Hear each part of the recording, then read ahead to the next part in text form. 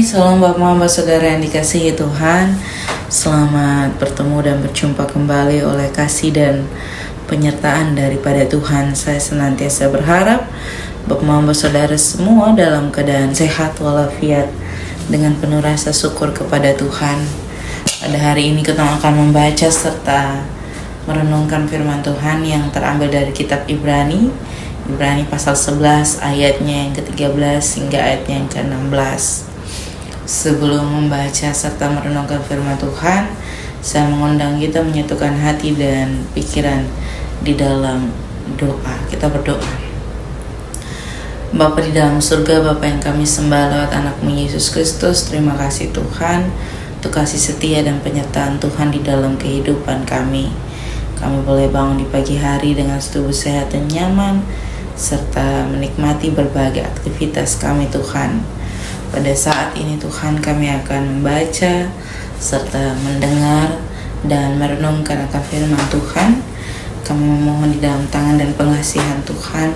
Tuhan memberkati, biarlah apa yang kami baca, yang kami dengar, semuanya itu boleh menjadi kekuatan bagi kehidupan kami.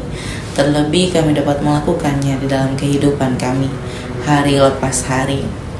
Mengampuni salah dan dosa kami, dalam anak-Mu Yesus Kristus kami telah datang dan berdoa. Amin. Bapak saudara yang dikasihi Tuhan, pembacaan kita terambil dari kitab Ibrani pasal 11 ayat 13 sampai 16. Di bawah perikop saksi-saksi iman.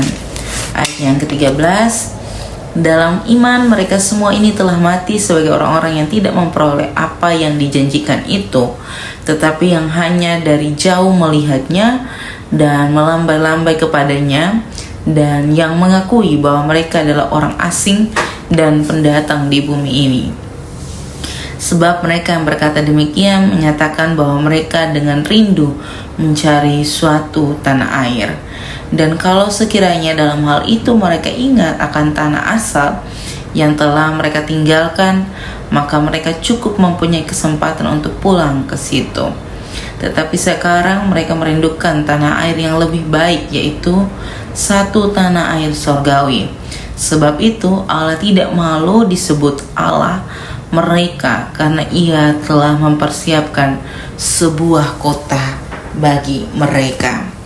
Demikian jauh akan firman Tuhan. Yang dikatakan berbahagia adalah setiap kita yang tidak hanya membaca, mendengar, tetapi melakukan dalam kehidupan kita hari lepas hari. Salam Bapak Saudara yang dikasihi Tuhan. Ini hari kita diajak membaca kitab Ibrani tentang saksi-saksi iman. Bapak Saudara yang dikasihi Tuhan, di bulan kebangsaan ini saya kembali mengingatkan bahwa kita sering sekali disebut sebagai anak-anak rantauan. Apa maksud dari kata anak-anak rantauan? Anak-anak rantauan itu dimaksudkan bagi kita karena kita sejak semula, sejak di kandungan ibu adalah hak milik Allah. Kita dari awal ini adalah hak milik Allah. Kita semua kewarganegaraan surga yang telah dimerdekakan. Lalu bagaimana dengan kehidupan kita pada dunia? Yakni di bangsa Indonesia. Di dalam judul perikop ini dan judul tema pada perenungan pagi hari ini yakni Dui Kewarganegaraan. Dui kewarganegaraan itu dimaksudkan adalah sebagai seorang yang secara sah diakui sebagai warga negara oleh dua atau lebih negara secara bersamaan. Dan kita bisa saja diakui sebagai dui kewarganegaraan karena ada berbagai alasan seperti kelahiran dan asas-asas lainnya. Tetapi ketong juga dikatakan sebagai dui kewarganegaraan karena sejak semula kita juga merupakan hak milik Allah atau kewarganegaraan atau kewarganegaraan surgawi yang dikepalai oleh Allah sendiri, dan ketong juga merupakan hak warga negara Indonesia. Mama Bapak Saudara yang dikasihi Tuhan, hal ini menegaskan bahwa ketong sejak semula adalah warga negara yang telah dimerdekakan oleh Allah, dan kemerdekaan itu telah hidup di dalam diri pribadi lepas pribadi. Tetapi dalam muka bumi ini sebagai perantau, apakah kita benar-benar menghidupkan kemerdekaan yang kita telah dapat dari Tuhan kita, Yesus Kristus itu? Ataukah kita menggunakan kemerdekaan itu sebagai satu alibi untuk memerdekakan hal yang tidak sepantasnya dimerdekakan? Kotong sering sekali keliru dalam menggunakan kemerdekaan yang dipercayakan dalam kehidupan kita. Kotong tahu bahwa bangsa Indonesia adalah bangsa yang telah merdeka. Dari tahun 1945, ketong telah merdeka dan diakui sebagai bangsa Indonesia. Tetapi apakah kemerdekaan itu yang ketong perjuangkan, yang telah ketong dapat, yang telah dipercayakan itu betul-betul ketong hidupkan dalam ketepung kehidupan saat ini? Esok ketong akan merayakan Hari Raya Kemerdekaan yang ke-80. Allah telah memberikan ketong banyak hal untuk sampai pada titik ini, sampai pada titik perayaan ke-80 ini. Dan salah satu yang paling penting yang Allah berikan adalah kemerdekaan dari segala kehidupan yang membelenggu, mengikat ketong semua di dalam dosa-dosa.